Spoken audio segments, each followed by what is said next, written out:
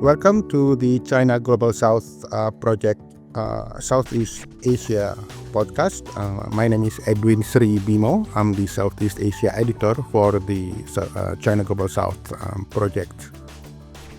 And today we are going to discuss this interesting article about the nickel paradox in Indonesia.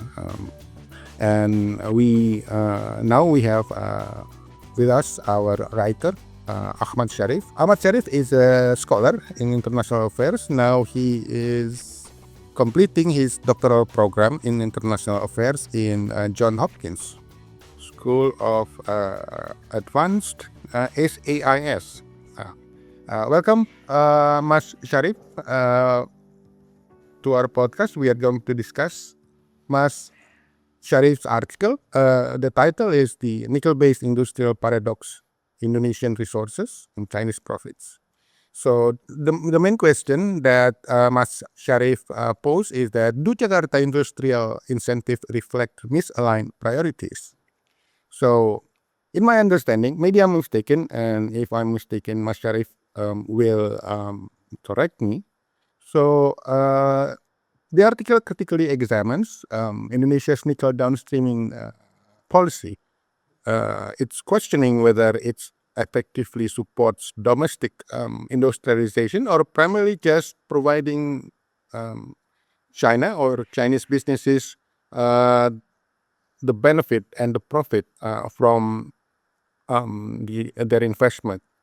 And as I read the article, I think the thesis of the article is the core argument is that Indonesia's industrial incentive for nickel processing, framed as a step towards EV green transition, are misaligned, and they are disproportionately benefit the Chinese firms, Chinese companies, offering limited gains for Indonesia's long-term industrial strategy.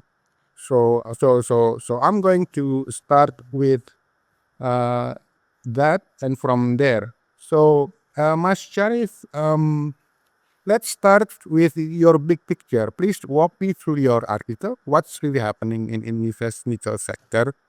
And to zoom out, does this fit into a bigger Southeast Asian landscape of geopolitics, geoeconomics, or maybe a tangle of both, a mix of both? And where is China in that picture?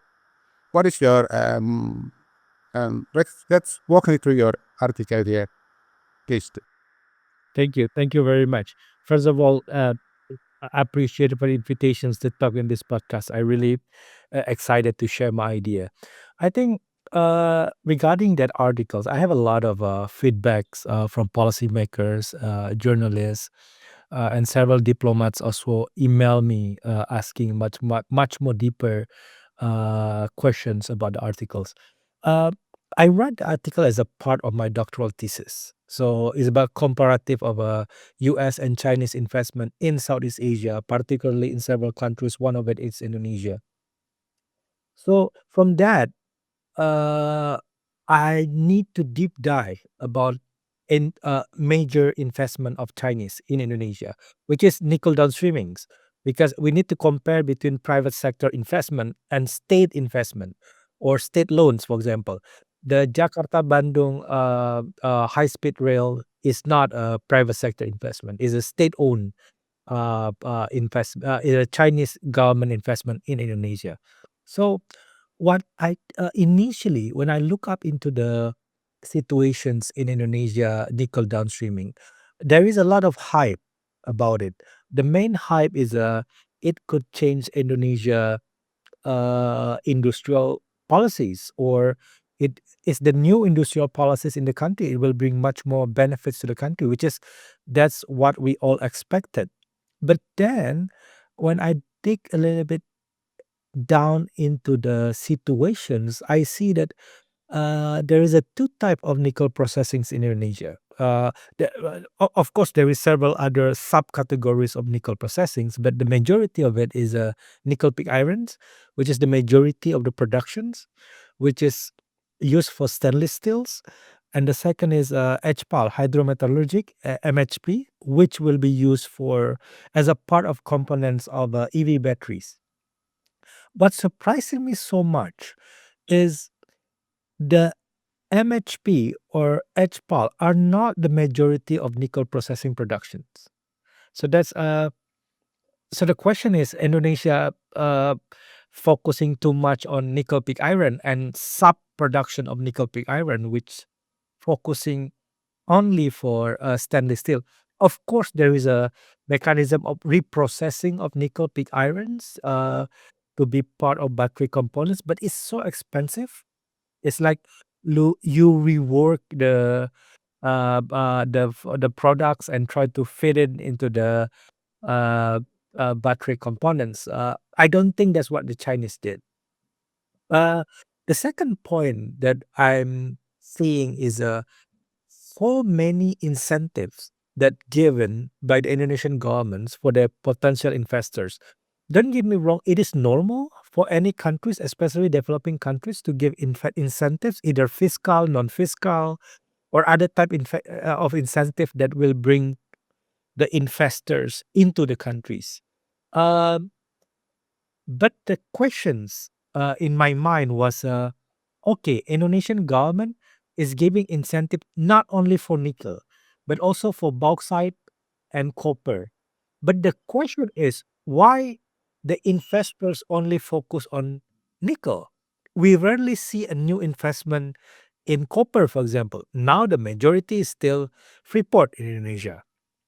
We see some development of bauxite, especially in the West Kalimantan. Also, Chinese investors, China Hongqiao, they're really big in the smelting for bauxite and alumina. But when you kind of see these differentiations of outcome from the incentive that provided by Indonesian governments, that is where you kind of see that nickel in Indonesia is quite not unique, but really, really different compared to uh, bauxite and copper. One of it, Indonesian nickel grade is the low grade nickel, meaning it's only 1.5 or 1.8%. Let's say you got really lucky, you have 2%, let's say, from 100 kilograms of ore that you take from the ground and you process, you only have 2% of nickel, meaning the rest 98% are tailings or of course, one again, you may get some other sub products from that, such as uh, cobalt and others, but still, the majority are waste. So, if you are investors, the most ideal part to invest in nickel processing is near to the mining site. So you reduce your cost of transportations. That is not happening in copper, for examples. Copper is around the lowest could be 88, but the good will be 90%. So if you have like 100 kilo, you can get 90% of copper. So it is much more economic to move the copper in Papua and processing it in Gresik. That's what Freeport did right now.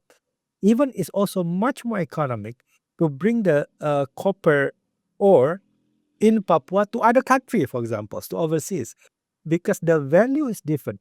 Not to mention the final product pricing.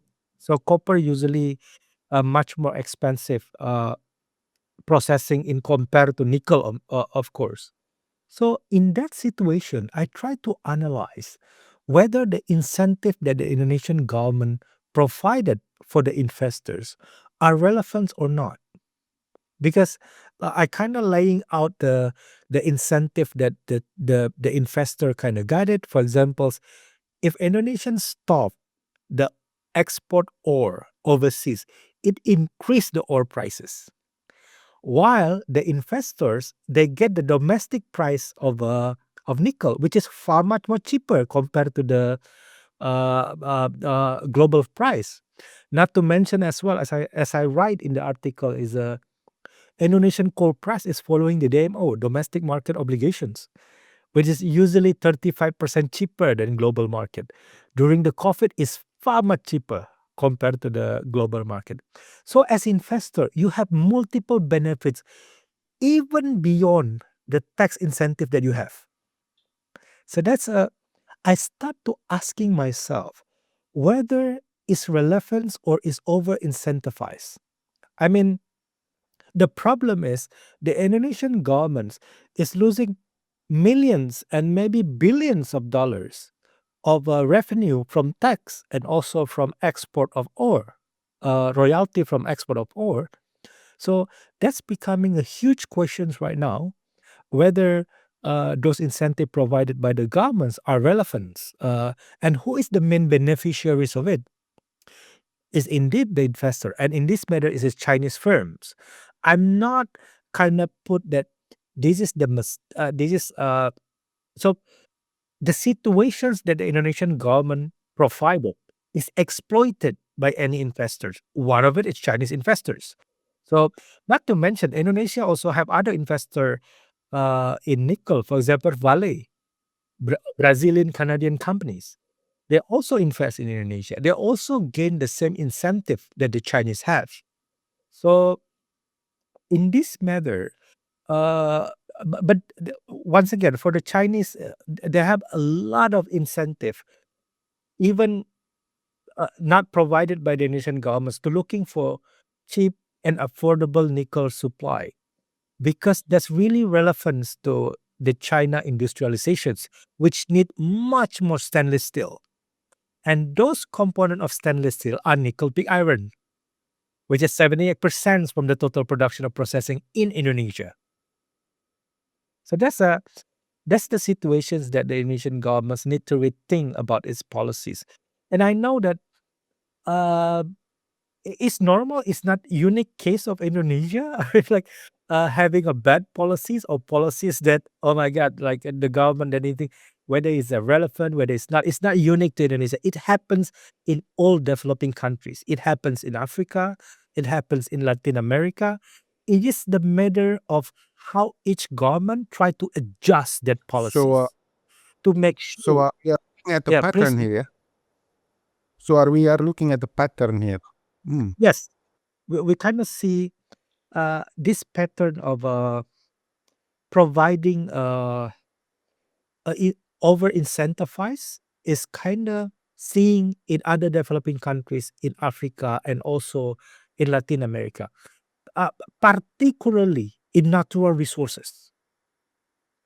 So that's also what we see cobalt in several countries in Africa, for example, where also Chinese investor is kind of entering the market and exploit the the incentive that they get. It is not the mistake of the Chinese investor, to be honest. I mean, everyone will try to get that incentives, and specifically in natural resources, where Chinese has a lot of interest to kind of develop their own industrialization, which need a lot of cobalt, a lot of nickel for stainless steel, iron ore, and not to mention also the Chinese is also start to developing a much more uh, green energies products. For example, battery and uh, wind turbine and several other especially the solar panel for and that's kind of developing in China right now. So yeah, I mean China has incentive to kind of looking forward to get that kind of incentive. But the question is, if we go back to Indonesia, whether it's relevant for Indonesian industrializations, I must say I doubt it. Because, for example, when we see Indonesian government officials, every time they have a chance to discuss about what is Indonesian role in new age of industrial policies, the government always say, "Oh, we have a lot of nickel. Then we will develop a EV battery from our nickel," which is not true.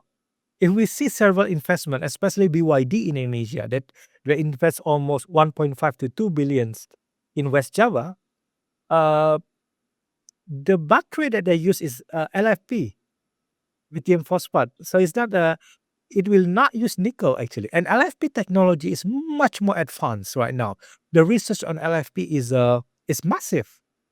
So you can see the mismatch, right? So when the government tried to bring this kind of narrative of nickel, as a core of industrialization, we see otherwise. We see there is a huge changing.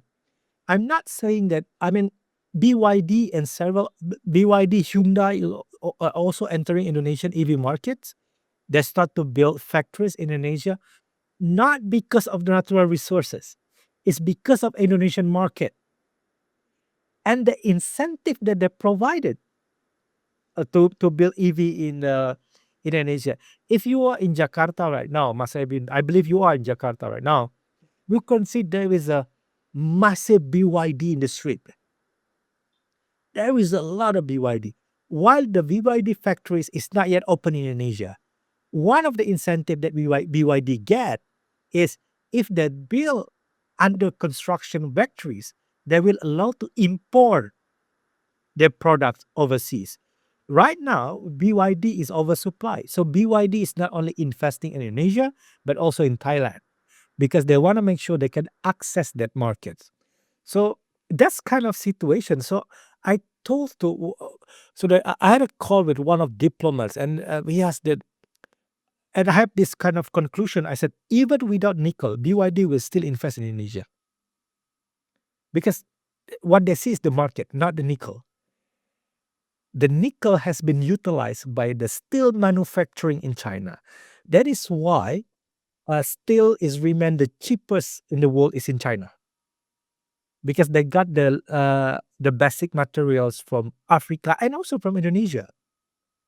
So that's the situation. So, and if I can share my last advice, I mean, like to Indonesian policymakers, people are not anymore focusing on natural resources assets. So it is not the main concern of many developing countries to kind of advancing their industrial policies or industrial strategies. They're forcing they they try to acquire the technology rather than natural resources. Because one examples that I said in my articles, Vietnam has FinFast. They do not have nickel. Why? I mean, so that's why they're focusing on technology to kind of developing EV and becoming much more successful and bringing on their own EV into the Yeah, market. Vietnam, in fact, I think they are using LFP batteries. Of course, most of them are Yeah. LFP at the And moment. they are, Indonesia is importing in drove thousands of FinFast, and that now they are using FinFast. One taxi company using all uh, FinFast cars. But um, do you see this offer incentive? Um, uh, misaligned policy. Do you see this in Southeast Asia as a pattern in the nickel mining and downstream processing industries? Because in Southeast Asia, mainly the players are Indonesia and the Philippines. Do you see this as a pattern of incentive? Too much, how call it? Too much candy for the investors. That in the end, not giving that much benefit for the host countries. For example, in Indonesia case, the nickel mining and downstream industries turn out, according to the data, feeding much more the steel industries, stainless steel industries, and aluminum industries in China. In this case, China's investor, but Indonesia aim to become a transition energy hub. So the nickel and mining and downstream are being targeted towards the battery industry and the car, the EV in industry in Indonesia. So what's your assessment? Are you seeing a pattern in Southeast Asia? Yeah, I think I see the pattern not only in Southeast Asia, but much more in developing countries in Africa and also in Latin America. In the case of Southeast Asia, uh, ma- ma- many governments provided a lot of incentives. Vietnam do that, Malaysia do that, Thailand do that, Philippines of course. But the way they execute the policies is quite different among them, because if we see Malaysia, Thailand, and Vietnam, natural resources are not anymore the main purpose of their, or the main leverage of their development strategy. Uh, Vietnam has moved to the supply chains development strategy. They want to take over any firms that move out from China because of trade wars. They want to have much more industrial capacities internally. Malaysia also do that. Malaysia even much more advanced. They focus on chips right now, and also several other advanced technology. Thailand also do the same. Philippines, on the matter of natural resources, they have several benefits. When Indonesian cut the export of ore and the ore price increase, Philippines gain the benefits because they can export their ore under much more higher prices. So the situations in Philippines is probably a little bit different, even though they try to see, or they try to do what Indonesian did, but maybe they're gonna see whether there is a lot of incentive for it, or maybe we should focus on much more advanced technology like with the Vietnam and Malaysia, or Thailand did. But if you see in the African countries, Congo, and many other countries, they're also providing the same type of incentive, even though not as much as Indonesia, because they don't have the privilege for tax cut and other. They need the tax much more compared to Indonesia. My biggest worry here is the Indonesian governments have no strategy to focus on developing industrial policies other than natural resource base. So this is the pattern that we will see in over incentivize, probably will happen in countries that focus too much or leverage too much on their natural resources. I want to say examples. I believe you are aware the case of Apple versus Indonesian governments, where iPhone 16 cannot enter Indonesian market because the government thinks there is no local content in Indonesia.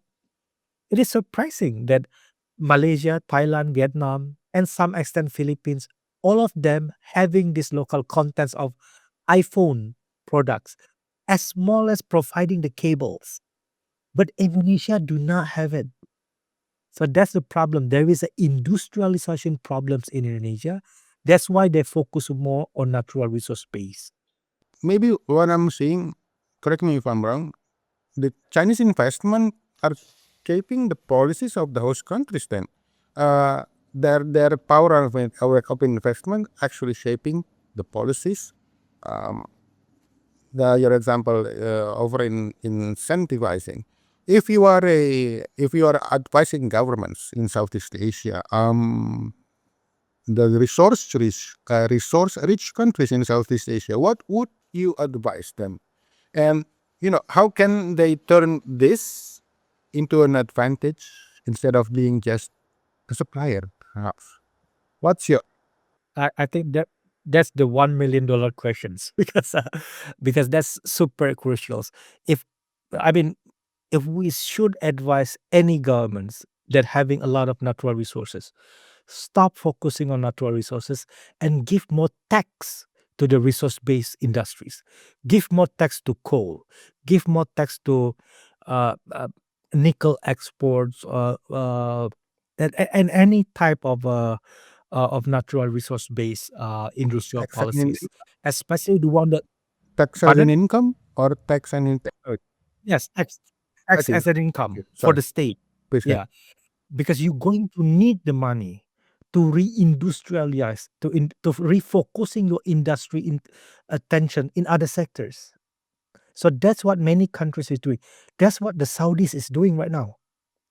They're focusing oil based economy to a much more industrial part. So Indonesia need more tax on coal. We need more tax on nickels and other, because it's not renewable. So it's going to vanish. It's going to be gone. So we need to make sure before it's gone, we maximize the benefits that we can get from our natural resources. Uh, and also focusing on technology, because the only sectors that focusing on technology will bring much more benefit, especially the spillover much more bigger compared to natural resource based industrial, especially mining sectors. Mining sector has the lowest spillovers in other economy, and uh, and start to focusing your attention in other sectors. If you want to build EV, focus on EV technology, not focus on nickel as a part of EV, something like that.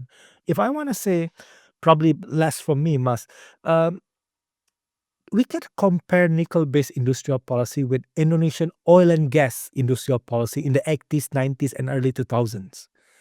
The spillover of oil and gas sectors are massive. You can see right now Indonesia are the biggest producers of engineerings in oil and gas in Southeast Asia. We have any Indonesian major university have a degree of oil, like oil engineering. You have Trisakti, you have several university in Sumatra and in Surabaya. Not to mention the biggest university like ITB, UI, UGM. They all have this kind of engineering. Yeah, I mean there is a spillovers from the industrial in oil and gas to other sectors. Uh, rig, rig, not rig production, much more as a rig rentals in Indonesia. We see a lot of it. We see oil and gas contractors. We see people get rich a lot from oil sites in Riau, for example, Rokan block, if you remember, very massive block. Uh, but from this processing nickel, we don't see a lot of success for Indonesians' economy and domestic economy particularly. So yes, once again, I would rather Indonesia has much more factories rather than processing nickel processing. To So be your honest, advice would be refocus, yeah, refocusing. refocus. That's the right I language. see. Um, well, is this uh, are all these facts that you presented specific to China, or does it applies to other investment from other countries? I mean, this pattern of how do you call it policies, this pattern of maneuvers of of implementation of policy implementation, etc. Is this specific for Chinese government, or if if the word China is replaced by Japan or by the US or by some countries in Europe, would it still be the same? I mean, what would be your assessment? I think, to be honest, it's kind of there is an unfair assessment toward China as a global investors, because China as a global investor is relatively new. If we compare to United States, Japan, Western country, they have all the regulations needed. For examples, U.S. have a Foreign Corruption Act policies, which do not allow their companies, their corporations to drive Yeah, overseas. yeah. That regulations only being enacted or being enforced in the 80s and 90s. Before that, the US companies also doing this kind of hanky panky, something Mhm. like that. But uh, China is a growing new investors globally. They still learn by doing. But in the process of China learning by doing, any host countries, especially in our discussion, Indonesia, should also be much more proactive in terms of promoting their own interests rather than being dictated by by foreign powers in this matter. I think it will benefit it both. It will benefit it Indonesian governments, and it will benefit it the Chinese governments, because sorry, the Chinese private investment, because they also learn. That's what exactly Freeport and Chevron. Chevron in the 60s and is not like Chevron that we see right now. They're also learning as a company. Freeport that we see now is not Freeport that we see in the 60s or 70s. Many companies also doing that kind of wrong things to do. And that's normal in learning process. I think once again to answer your questions, I see China is still learning as a global investors, And the developing countries is accepting China because the pragmatisms. We need Chinese money. So that's the situations that we kind of see right now, Mas Edwin. I see. Very interesting. Well, so yeah, we see. We see facts here from articles, from reports that um, when a Chinese investor, Chinese business operating in countries like Sweden or Norway, they are strictly following all the regulation and everything. But when Exactly. a Chinese investment operating in Indonesia, in developing countries who needs investment much more than they need to enforce regulation, like Indonesia, or another example, Zambia. Um, they act different. Is this the case of um, enforcement of regulations, or more chips in the negotiating table between the developed countries being a host of Chinese investment and developing countries being the host of Chinese investment? What is your assessment here? Is it just I should think we focus on the policies of these developing countries and how to improve their capacity, or is it just this investment, this Chinese investment, that is the sole problem? What's your assessment, sir? I mean, you nail it, Mas Edwin, because if we see the behavior of Chinese operating in the Europeans and also in America, in the North America, particularly Canada and US, are so different. They are compliance, they are everything. So that's why they're kind of following the process of each host countries, particularly. But I want to see the way that China, I mean, investors always come to country because of two reasons. First, to access the market. The second is to access the resources. So in Indonesian case, is to access the resources for Tsingshan, for China Hongqiao, for Virtue Dragons and other. But for BYD is different. They want to access the market. BYD want to access Indonesian consumers, core consumers markets. So that's two total differences. And also in the US, for examples, many technology companies like TikTok, they want to make sure they can access the US market. So that's and that they try to be compliance as much with the host countries. But there is a big differences if you are operating in Congo with you're operating in Indonesia. Because Indonesia is kind of mixed countries that you can play both as a developing or slightly upper developing country where you have leverage. But a much more smaller country, they do not have leverage. So I think the Chinese firm behavior will be based on the host country's capacities. So when the host countries is strong, they will kind of follow the rule of the host countries. But if the host countries' institutional capacities are low, they're gonna try to manipulate a little bit. But once again, this is not the behavior of a Chinese firm. This is the behavior of great power without institutions that kind of holding them up to operate overseas. Uh, that that kind of bring us to these situations right now. So, my last question. Okay, we are looking at the challenge there. It's the behavior of investment, regardless Chinese or non-Chinese investment. So the focus should be on the capacity of each hosting governments, state, country, how to how to how do you call that? How to leverage, how to maximize what they have so that they can offer better deals for themselves, the benefits and the profits, etc. And how they can mm, mm, mm, create policies and enforce them not only when they invite investment, but also when they are actually hosting the investment and enforce their own regulations, not being reluctant. As in, if we enforce it strictly, then um, this investment would go away.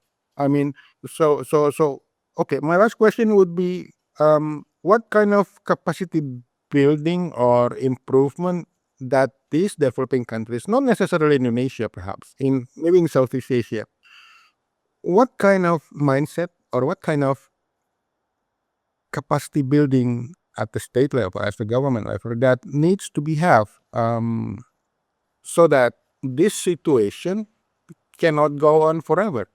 So, please. Mm. That's a that's a very good question, Bas.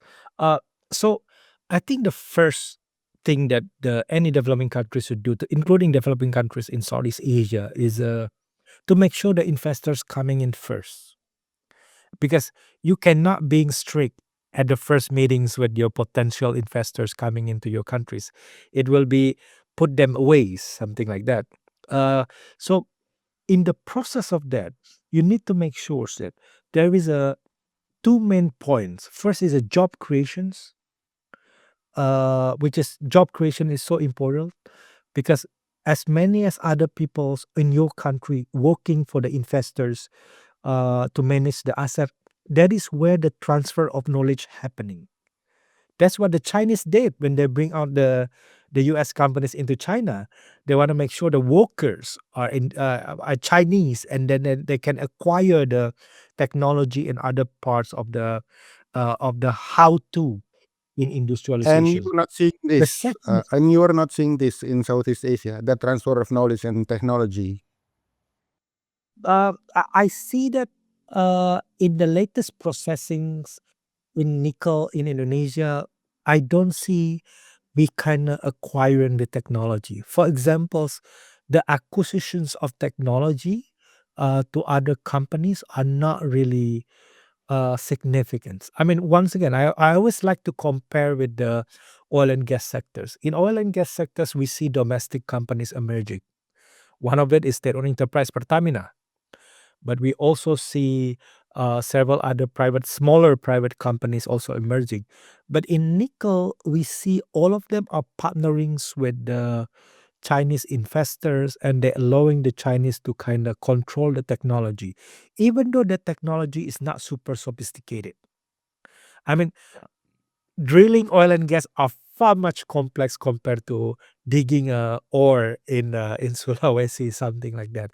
So that's the first that I mentioned. The second is to make sure that the state is gain benefit fiscally. So I think that's really tools is kind of to make sure building your domestic capacities, because I mean, building institutional capacities is not a one night jobs. It is always a process of ups and downs. Sometimes you're doing good, sometimes you're doing not well or doing bad things. It's normal in any capacities building. In any how country to emerge is always ups and down, but they keep the trajectory ups usually. That's what the Chinese, that's how Chinese get rich. That's how South Korea get rich. That's how Malaysia and Singapore get rich. So to make sure that there is a direct contributions to the national fiscal and state budget, because that's what my biggest worry with too much incentivize for the investor. I'm not saying we don't need to incent. We need to still incentive the investors and the private sectors, but to make sure it's not over incentivized is the main key reasons to make sure the state get the benefits to build their own institutional capacities. All right, thank you, Mas Ahmad Syarif. Do you have any additional or other highlight or pointers that you would like to share on this matter as a closing? Maybe you have a Okay. closing on this. Yeah. I mean, maybe less comments from me is let's make sure that this is not about China try to exploit it other countries specifically, but much more to build a mutual relationship with any type of investors. So by that kind of perspectives, we kind of seeing China in the fair eyes and also other investor fairly to make sure that it can benefit any developing countries that can invite any type of investor, not only China, but also from Europe or North America or even Australia. Do not forget that Australia is also big investors in many other developing countries. I think that's all from my side, Mas Edwin. Thank you for having me. Okay, thank you, listeners. That's it for now. Perhaps next time we can discuss this issue, the same issue, but not only on at Southeast Asia, perspective, but also Africa. Maybe next time our Africa editor, the transition mineral editor, can join us and we discuss this matter, how these developing countries, not only in Asia or Southeast Asia, but mostly actually in Africa, they are in the same level as a matter of speaking, and they are also trying to develop themselves, trying to get investment, trying to get the benefit and profit from those investments. Thank you all for listening. Bye-bye.